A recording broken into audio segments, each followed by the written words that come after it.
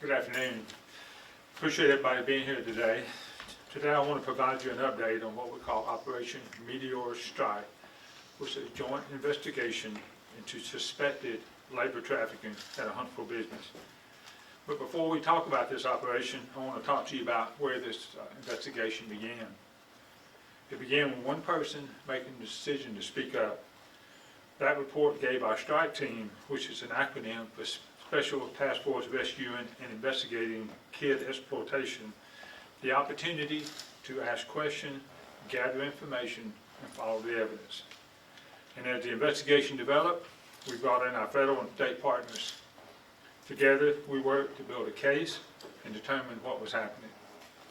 I want to thank the men and women of our strike task force for the work that they put in this investigation.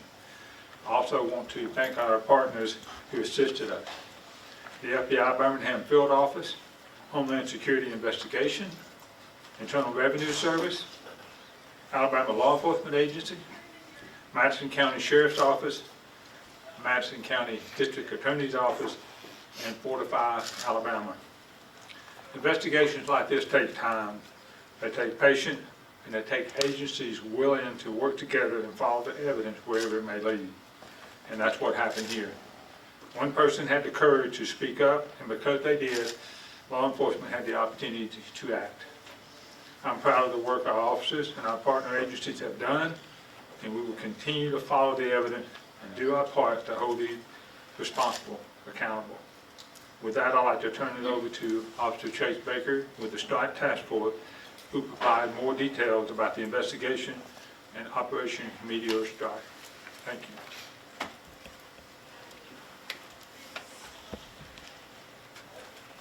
Thank you, Chief. Good afternoon, everybody. About 17 days, that's how long it's been since this investigation began, around August 9th of this year. For the victim in this case, that 17-day investigation is only a small part of what we're looking at. The circumstances that had been reported have been ongoing for approximately 2 years. On August 9th, the Strike Task Force was contacted regarding a possible labor trafficking victim. As we began investigating what she described, we developed evidence indicating she had been brought to Huntsville to work and was being compelled to continue to work to repay a debt. We also developed evidence that she was threatened with deportation if she did not comply, as well as threats against members of her family in another country. Early in this investigation, we brought in our partners with the FBI, Birmingham Field Office, Homeland Security Investigations, Internal Revenue Service, ALEA, and Madison County Sheriff's Office. Over the next 17 days, we worked together to conduct interviews, gather evidence, and identify people and locations connected to this. That investigative work is what led to the ultimately 6 search warrants that were executed today for this operation. This morning at approximately 5:45, ourselves and our partner agencies served 6 search warrants at locations connected to this investigation. 3 of them are residences on the 600 block of Dawson Terrace, a residence in the 2000 block of Cameron Road, a field in Madison County, and a business at the 700 block of US Highway 72. We also secured the arrest warrants for 51-year-old Kayun Chen of Huntsville, charging her with first-degree human trafficking, and Chao Bin Zhang, 64, charging him with conspiracy to commit a felony.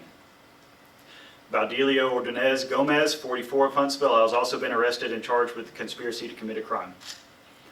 All 3 of these people have been booked into the Madison County Jail. And I want to take a moment to explain why investigators are treating this as a labor trafficking case. Under Alabama law, labor servitude involves obtaining a person's labor or services through coercion or deception.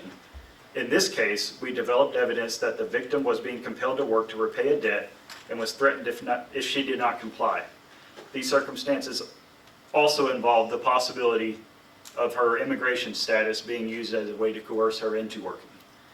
Those circumstances are part of the evidence that led investigators to seek the human trafficking charge announced today. But I would like to be clear, this morning's investigation is not at its end. We're still processing a lot of evidence. We're still conducting a lot of interviews, and we're still following multiple leads. There's a lot of work left to do, and additional arrests or charges are possible as this investigation continues to move forward. I want to thank the FBI Birmingham Field Office, Homeland Security Investigations, the IRS, Alabama Law Enforcement Agency and the Madison County Sheriff's Office for the personnel, resources, and expertise that they have committed to this case. I also want to thank the Madison County District Attorney's Office for its assistance throughout this investigation and as this case moves forward.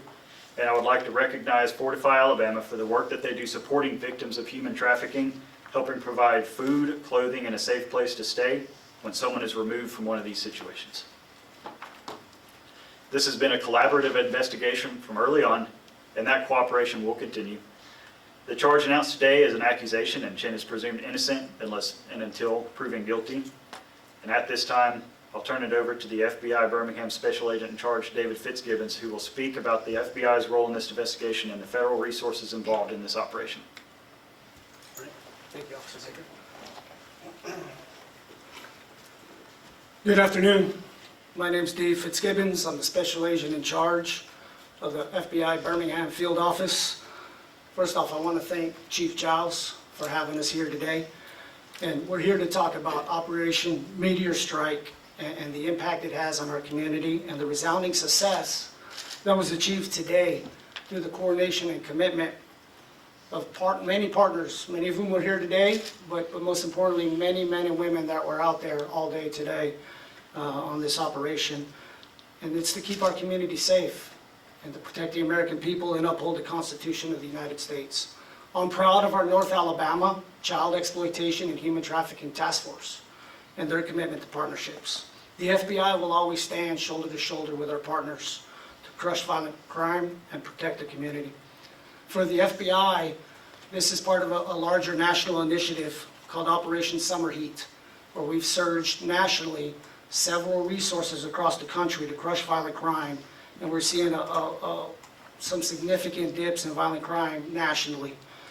And that's a big testament to what we're doing with Director Patel's initiative.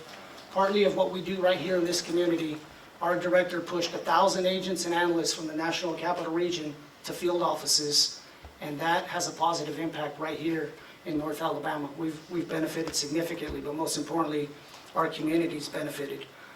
Under Operation Summer Heat, just over the last 2 months, nationally, there's over 4,000 arrests, 1,500 indictments. But I'll say more importantly, right here in central North Alabama, we have over 600 arrests and 193 weapons seized alongside our partners. That's significant impact. Violent crime dipping nationally 9.3%, murders dropping 18.1%. And there's a big impact as we surge resources alongside our partners to keep the community safe. We talked about human trafficking, you've heard about it, right? It's not someone else's problem. It's happening all across the country, in all communities, and North Alabama is no exception. And it's so important we rely on the community to report and engage. As you heard Chief Giles say, someone spoke up, and then this is what happens. And at the end of the day, it's to protect victims and keep our community safe. And we're always going to move with speed and urgency when we get the information that Chief Giles alluded to. It all starts and ends with partnerships. Not one agency could do it alone. We need to leverage each other's resources and skills and authorities to keep our community safe. And we're always going to do that. The FBI is committed to Huntsville. We're committed to the people of Alabama. And to the traffickers, I'll just say, we're going to hunt you down. We're going to find you. And we're going to hold you accountable to the furthest extent of the law to protect victims and keep our community safe. Thank you. I'll turn it back over to Sergeant Jackson.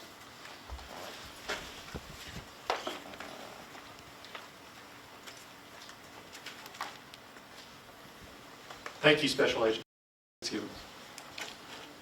Before we turn this over for questions, I once again want to thank all the partners that are in the room. Today's operation wouldn't have been possible without the assistance from our partners. I also want to thank the Madison County District Attorney's Office for its assistance throughout this investigation and its continued assistance. And Fortify Alabama for its support of the victim in this case. Please keep in mind as we open the floor for questions, this is a very active and ongoing investigation. There is a lot of information that we cannot provide at this time. We will continue to follow the evidence and pursue additional leads that develop and additional charges and arrests are possible. With that being said, we would like to start taking some of your questions. Now, I want to ask, just for clarification, Chief mentioned, I believe I heard him say that this was a kid. Can you say whether this was a minor or an adult victim? This was an adult. Okay. Was this the only victim? Are you expecting more victims might be a part of this? Thank you. So when we kicked off this operation, intel with the amount of people that are involved in the houses on the search warrants that were served, we're still conducting interviews to figure out who technically is a victim in this and who is contributing to the actual organization of it, if that makes sense. So there are other victims, but I couldn't tell you how many or anything like that.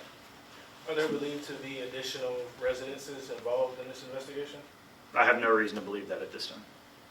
And of the three residences on Dawson Terrace, 635 was one that was extensively searched. Is there anything with that residence that made that search longer than the ones at the other two residences?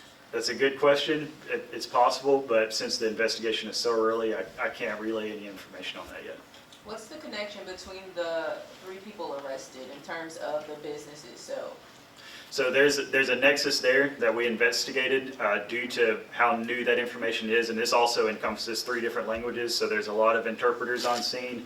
So on top of building those nexuses, we're also working through multiple language barriers on trying to make, so another really good question, but I can't construct that nexus quite yet for you guys on exactly how that worked. Thank you.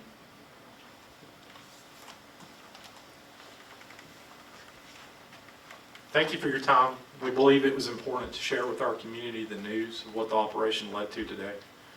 And at this time, we're going to allow this team that's behind to my right to go back to their work and continue their active investigation.